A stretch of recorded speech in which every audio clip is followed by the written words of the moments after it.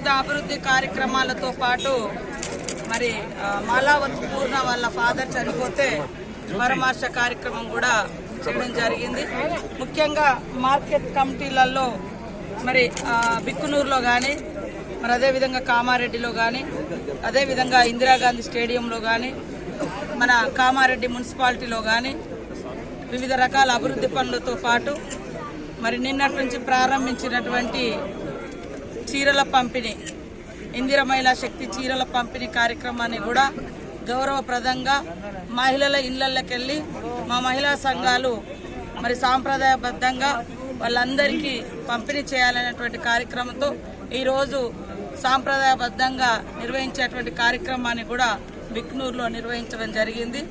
కాబట్టి ఇవాళ రైతన్నలందరూ కూడా సంతోషంగా ఉండాలని రైతుల కోసం కాంగ్రెస్ ప్రభుత్వం ఈ రాష్ట్రంలో ఈ దేశంలో మొట్టమొదట ఉచిత కరెంటు తీసుకొచ్చింది కూడా ఆనాడు వైఎస్ఆర్ గారు కాంగ్రెస్ ప్రభుత్వమే.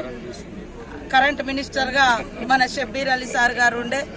అదేవిధంగా ఈరోజు మహిళల అభివృద్ధి కానీ రైతుల అభివృద్ధి కానీ యువకుల కోసం కానీ కాంగ్రెస్ పార్టీ ఎప్పుడూ కూడా కట్టుబడి ఉంది. ఈరోజు ఈ కామారెడ్డి నుంచి ఒక గిరిజన బిడ్డగా మరి అతి చిన్న వయసులో ఉమ్మడి రాష్ట్రంలోనే ఆమె ఎవరెస్ట్ శిఖరంకు ఎక్కడానికి పోయింది. ఎక్కి సక్సెస్ అయ్యి వచ్చే టైంకు తెలంగాణ ఏర్పడ్డది. సరే వాళ్ళ ఫాదర్ చనిపోయిందని మేము అందరము వెళ్తా ఉంటే సడన్గా టీఆర్ఎస్ గ్రామ అధ్యక్షుడు వచ్చి, అధ్యక్షుడే ఆయనతో ఇద్దరు తాగిన వాళ్ళు ఉన్నారు, వచ్చి సడన్గా బండికి అడ్డం పడితే దాని కింద పడి చచ్చిపోతే ఎవరు బాధ్యత?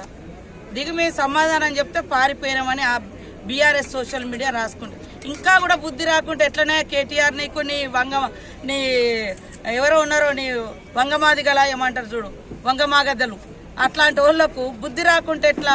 మేము ఒక పరామర్శకు పోతున్నాము, ఒక చనిపోయిన కాడికి నలుగురు నేసుకొని అడ్డం వచ్చి దాని ఏదో రైతుల పోరాటం, రైతులకి మేము ఏమన్యాయం చేసినాము?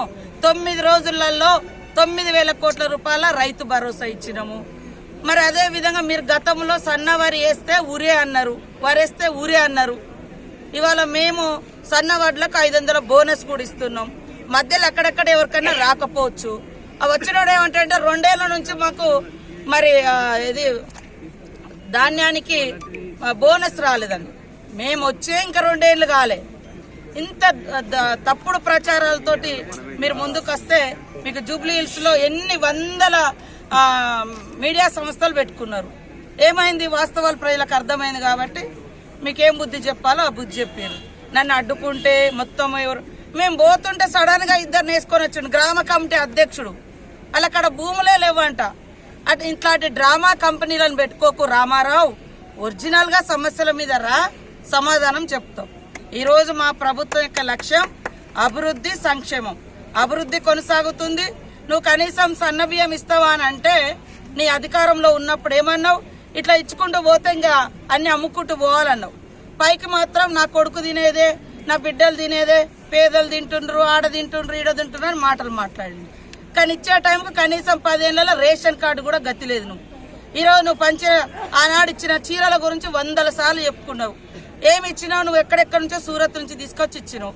మేము డైరెక్ట్ గా చేనేత కార్మికుల దగ్గర నుంచి ఇదే నీ సిరిసిల్ల నుంచే నువ్వు ప్రాతినిధ్యం వహించే సిరిసిల్ల నుంచే తీసుకొచ్చి పంచుతా ఉన్నావు.